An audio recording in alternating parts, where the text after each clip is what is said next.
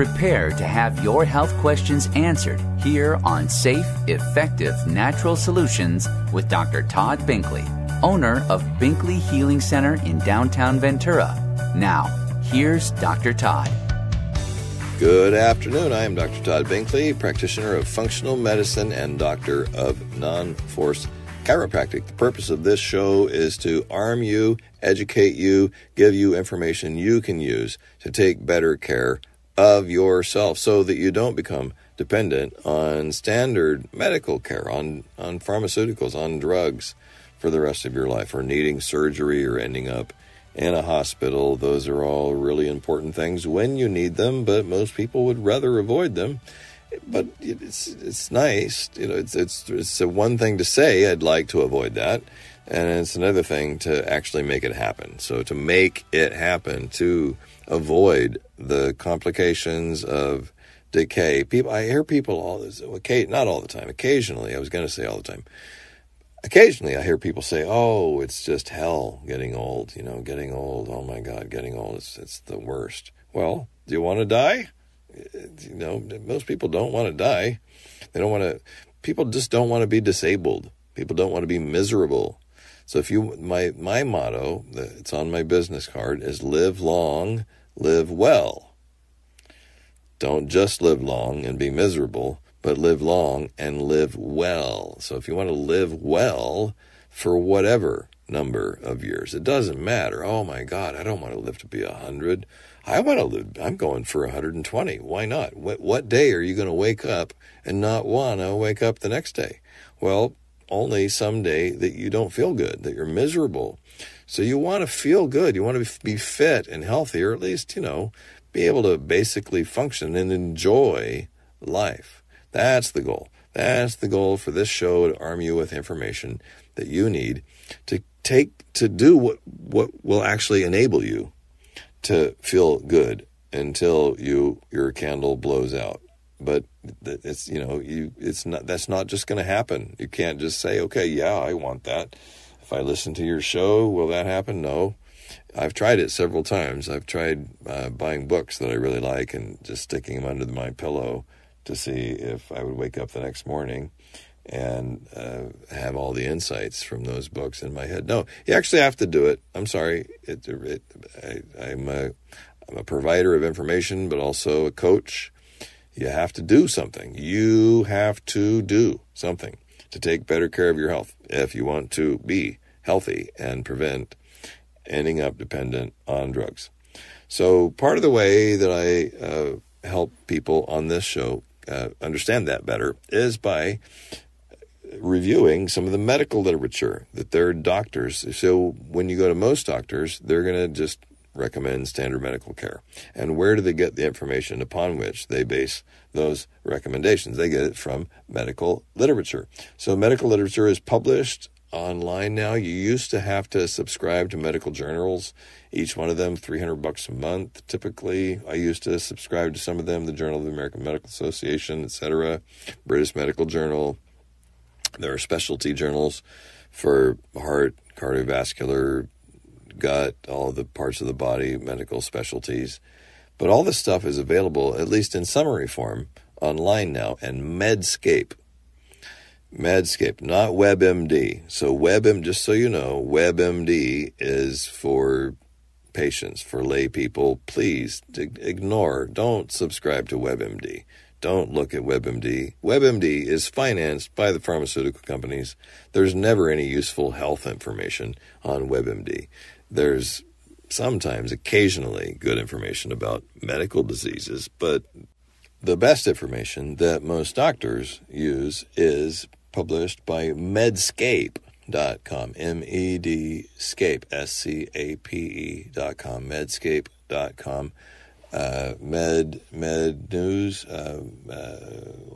MedPage Today is another one. MedPage Today also has a good compendium of medical research. These are places that compendiums of medical research, but anyone can subscribe to them, and you probably won't want to read all of the information that's provided because it's kind of technical. So that's my job. That's why you're listening to this show. So here's a headline on Medscape. Are food emulsifiers associated with increased cancer risk? Well, yes, they are.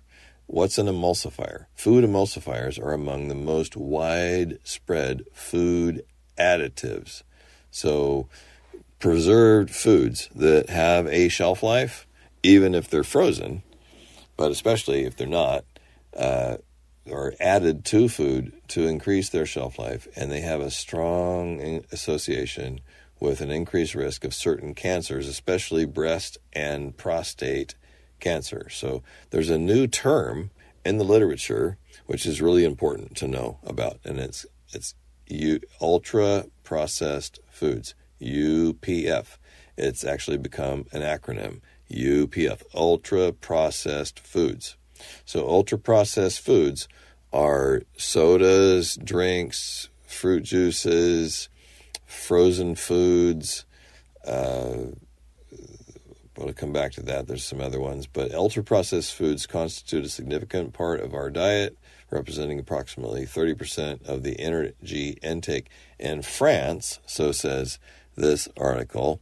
And large studies have already linked diets rich in ultra-processed foods to an increased risk of cardiovascular disease, diabetes, obesity, and death.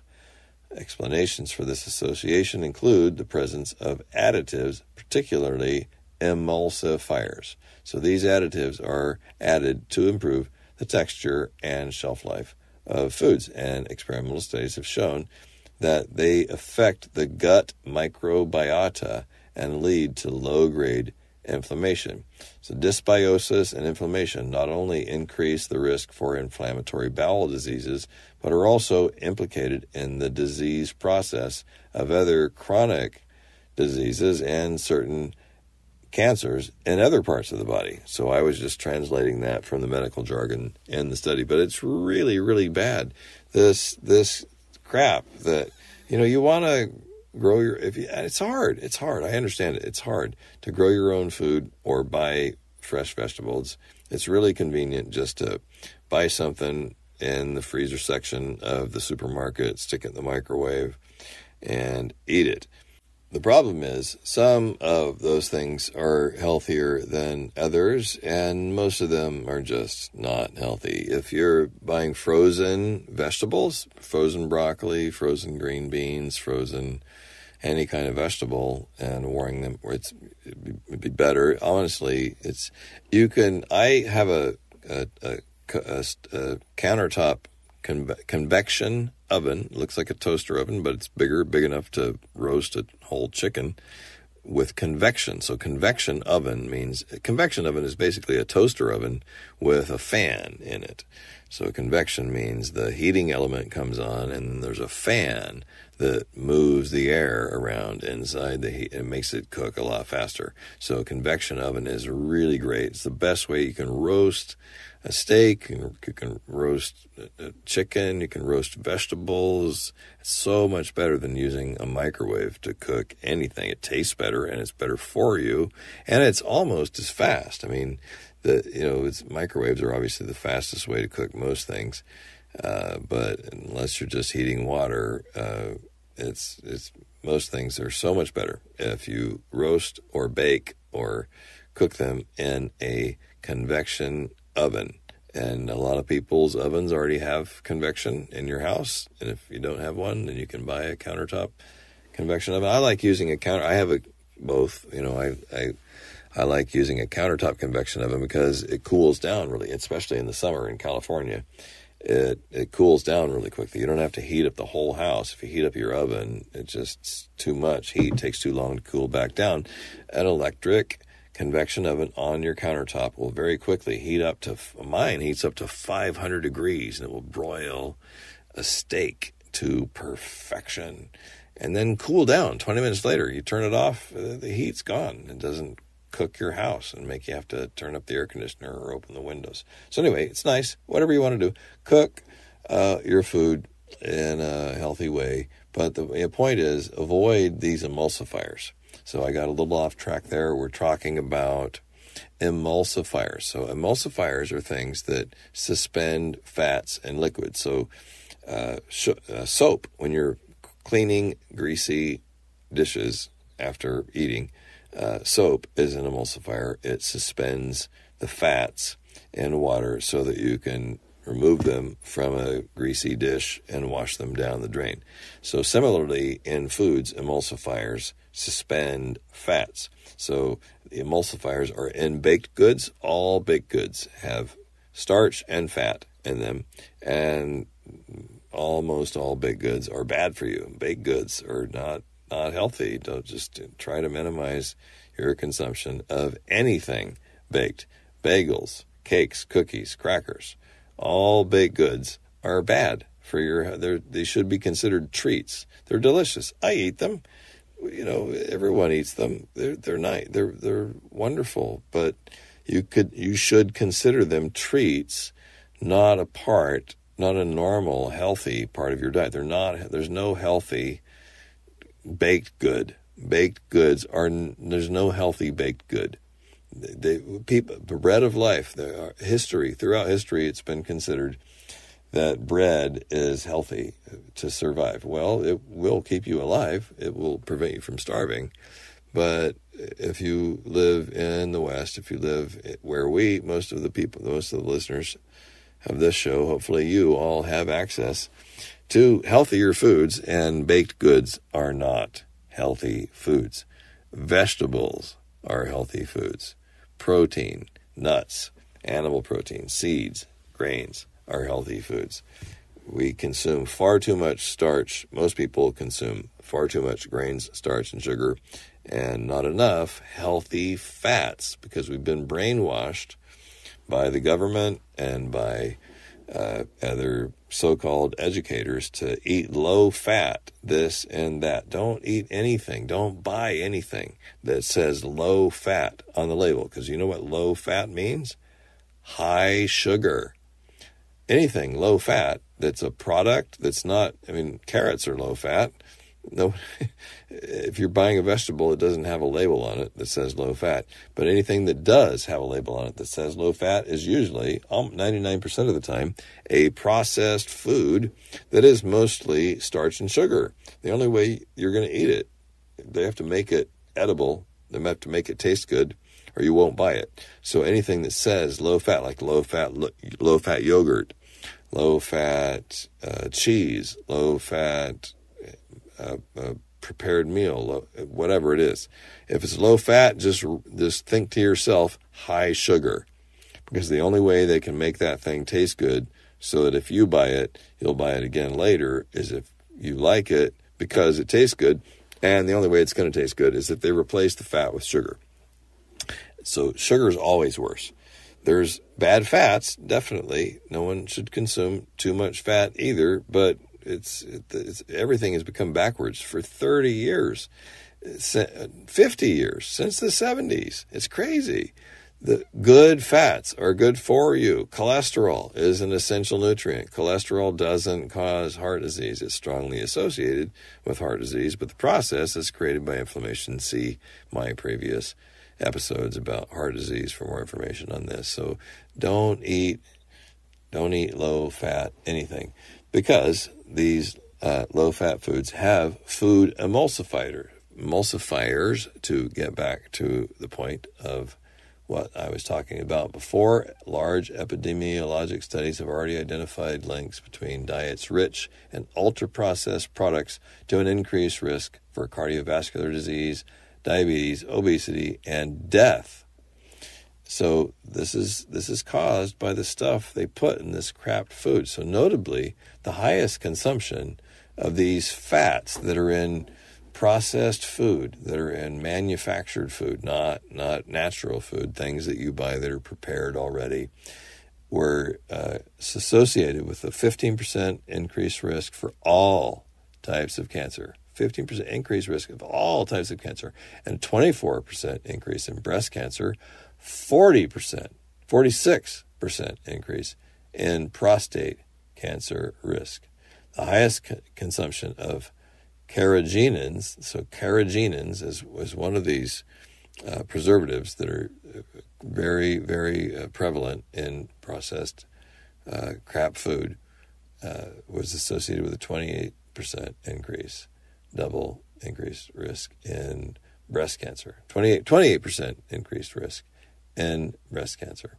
So, it's bad to eat this stuff. We're all busy. I recommend that people go to farmer's market, grow your own food if you can, but if you can't, go to farmer's market or go to a health food store or go to some place that sells organic vegetables and bring them home. The frustrating thing about eating healthy food is it takes work. It takes time to chop everything up, and you buy stuff and throw it in the fridge and then it rots. So the best way that I found to deal with that situation is ultimately the best thing is to grow your own food, because then your own food growing in your own garden, they're your babies. You're going to want to eat that food. You're going to make sure that you eat it. It's not going to die. But that's hard for most people. So if you're not going to grow your own food, then buy organic, preferably healthy vegetables, especially broccoli, spinach, kale. Google recipes for these things. If you think kale sounds disgusting, it is. If you eat it raw, crudité, whoever thought of that? People that they put this at parties, raw broccoli, raw cauliflower that you're supposed to dip in ranch sauce. That's disgusting. Don't do that. If you cook, some vegetables should be cooked. Broccoli, cauliflower, definitely kale. There's ways to prepare kale. Most people hate kale. I shouldn't talk too much about kale. It is actually delicious if you know how to prepare it. Email me. I'll tell you how to do it. But most vegetables are just better if you cook them. Just steam them. Steam them, cook them in a little water, boil them a little bit, and they're delicious. And add a little salt and pepper, some garlic and onions. Most vegetables can be made delicious with a little bit of salt and pepper and garlic and onions. And if you cook them. So eat mostly vegetables and you will live long and live well. I'm Dr. Todd Binkley. You're listening to Safe, Effective, Natural Solutions to Almost Any Health Challenge. Today I'm reviewing some of the medical literature that comes out that influences the decisions that other doctors make about whether or not you need this or that drug or some other medical procedure to address whatever you show up in their office for. But of course, the purpose of this show is to arm you with information so that you know what other options are available for any condition. I always like to include specific case studies, patients that have seen me that I've actually helped that inspire you to give you an impression of what's possible. And I have lots of those. Please check out my past episodes. All of this show is live every Friday on KDAR 98.3 FM at 4 o'clock. But all of the past episodes are also on my website as a podcast and on Spotify and Apple Podcasts and YouTube. Basically anywhere you can get a podcast, you can find all the past episodes of my show. So here's another headline. Today I'm reviewing just some of the medical literature that influences the decisions that your doctors make when you go into sort of any random insurance doctor, whoever your GP is. E-cigarettes tied to heart failure. That's really, really sad. Association seen with heart failure and ejection fraction. So that's a little technical. But the bottom line is the hoopla was, and originally if you did an e-cigarette, that would be better than cigarettes, obviously, instead of the nicotine and heavy metals, cadmium. Your tobacco is full. It's just you couldn't make, if you wanted to, you couldn't make a better plant to kill human beings than tobacco. I mean, it's perfect. It's addictive. It has nicotine that makes you to have a little bit of it. You want more of it, and it's full of toxic chemicals. It's the best. So there are here's the corollary. And I think this is important to understand. California has Proposition 65, cancer warnings. I get questions like this all the time about Prop 65 warnings about cancer-causing properties in supplements. Some of the supplements that I recommend to my patients come when I ordered them with Prop 65 warnings, which is ridiculous. California is a pioneer. The state of California is a pioneer in establishing regulations to protect human health. But Prop 65 is, unfortunately, just an example of government gone overboard. I have patients nationwide. I have patients in New York and New Jersey and Georgia and Colorado and Nebraska and New Mexico and Texas and Washington State, Oregon, all over the country, and every part of California. I consult with people online, and occasionally I send them supplements, and buried in the language at the bottom of the label is, oh my God, a Prop 65 warning, this may cause cancer. Well, lead and mercury and toxic heavy metals are ubiquitous in the surface of the earth. California, Prop 65, they put Prop 65 warnings on organic vegetables. It's ridiculous. It was a good idea at the outset to give, especially for pregnant women. So pregnant women, maybe pregnant women should not consume anything with a Prop 65 warning on it. But even then, there are exceptions. And for anyone who's not a pregnant woman, I recommend you just ignore. If it's a supplement or a healthy food, if it's a vegetable or a supplement, and it has a California Prop 65 warning on it, just ignore it because it's ridiculous. There's trace amounts of lead and mercury in apples and oranges and anything that comes from the surface of the earth. And so it's unfortunate that they've just gone overboard and slapped these labels on healthy foods to scare people when their